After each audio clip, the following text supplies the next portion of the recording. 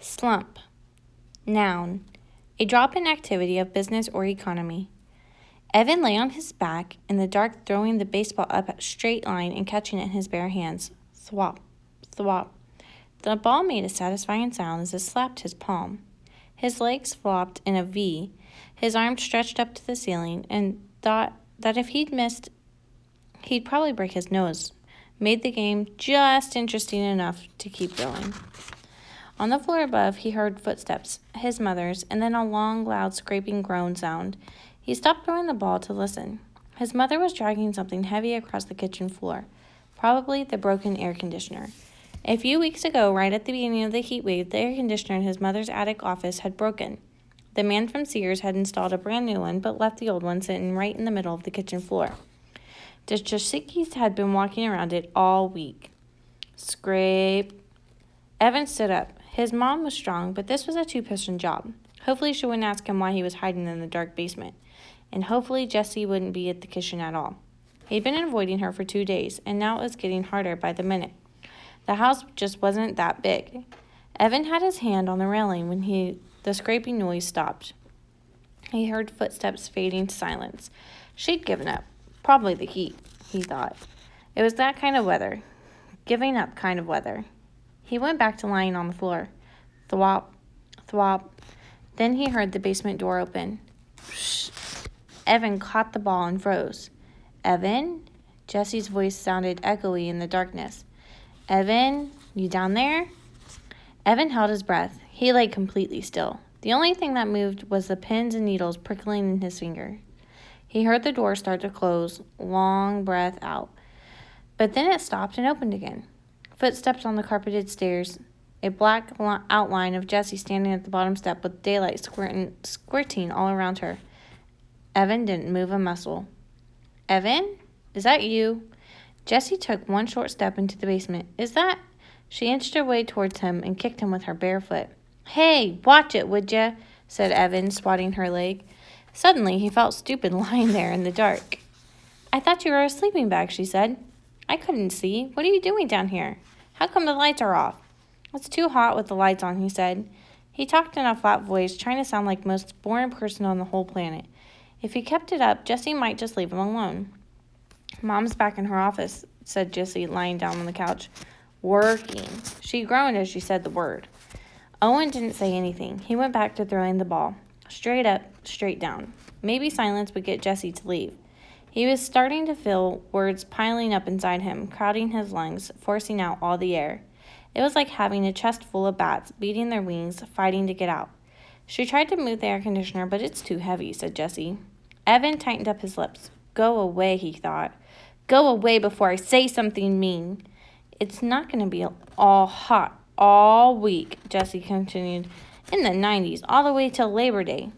Thwop, thwop. So what'd you want to do, Jessie asked. Scream, thought Evan. Jessie never got it when you were giving her the big freeze. She just went right on acting as if everything were great. It made it really hard to tell her to bug off without telling her to bug off. Whenever Evan did that, he felt bad. So what'd you want to do? Jessie asked again, nudging him with her foot. It was a direct question. Evan had to answer it or explain why he wouldn't, and he couldn't get caught in that. It was too complicated, too hurtful. Huh? So what'd you want to do? She asked for the third time. Doing it, said Evan. Nah, come on, for real. For real, he said. We could ride our bikes to the 7-Eleven, she said. No money, he said. You just got $10 from Grandma for your birthday. Spent it, said Evan. On what? Stuff, Evan said. Well, Jessie's voice dribbled down to nothing. Evan stopped throwing the ball and looked at her. What? Jessie pulled her legs tight to her chest. Nothing, she said. Right, said Evan. He knew that Jessie had money. Jessie's always had money squirreled away in her lockbox, but that didn't mean she was going to share it. Evan went back to throwing the baseball. He felt a tiny flame of anger shoot up and lick his face. Thwop, thwop. We could build a fort in the woods, said Jessie. Too hot. We could play Stratejo. Too boring. We could build a track of race marbles. Too stupid. A thin spider web of sweat draped over his face. Itself over his face. spreading into his hair. With every throw, he told himself it's not her fault, but he couldn't feel his anger growing. He started plopping his elbow to put a little more juice into the ball. It was flying a good 4 feet into the air every time, straight up, straight down. Pop, thwop, pop, thwop. The ball hits the bats in his chest were going nuts. "What's the matter with you?" asked Jessie. "You've been so weird the last couple of days." "Aw, man, here they come." "I just don't want to play dumb game like Stratego," he said. "You like Stratego. I only picked that because it's your favorite game." "I was being nice, in case you hadn't noticed." "Look, there are only 6 days left of summer, and I'm not going to waste them playing a dumb game." Evan felt his heartbeat speed up. Part of him wanted to stuff a sock in his mouth, and part of him wanted to deck his sister. "It's a stupid game. It's for babies, and I don't want to play a stupid game." Pop, thwop, pop, thwop. "Why are you being so mean?" Evan knew he was being mean, and he hated being mean, especially to her. But he couldn't help it. He was so angry and so humiliated and full of bats, there was nothing else he could be. Except "You're alone. the genius," he said. And she'd taken even that away from him. Good. That would shut her up for once. Evan watched the ball fly in the air. "This is because of the letter?" Jessie asked. Crack. Evan had taken his eyes off the ball for 1 second, just for 1 second, and the ball came crashing down on his nose. Crud. Oh, crud. He curled over into his side, grabbing his nose with both hands. There was a blinding, booming pain right between his eyes that was quickly spreading to the outer edges of his skull. "Do you want some ice?" he heard Jessie ask in a calm voice. "What'd you think?" he shouted.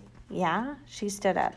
"No, I don't want any stupid ice." The pain was starting to go away, like a humongous wave that crashes with a lot of noise and spray, but then slowly fizzles away into nothing. Evan rolled into a sitting position and took his hands away from his nose.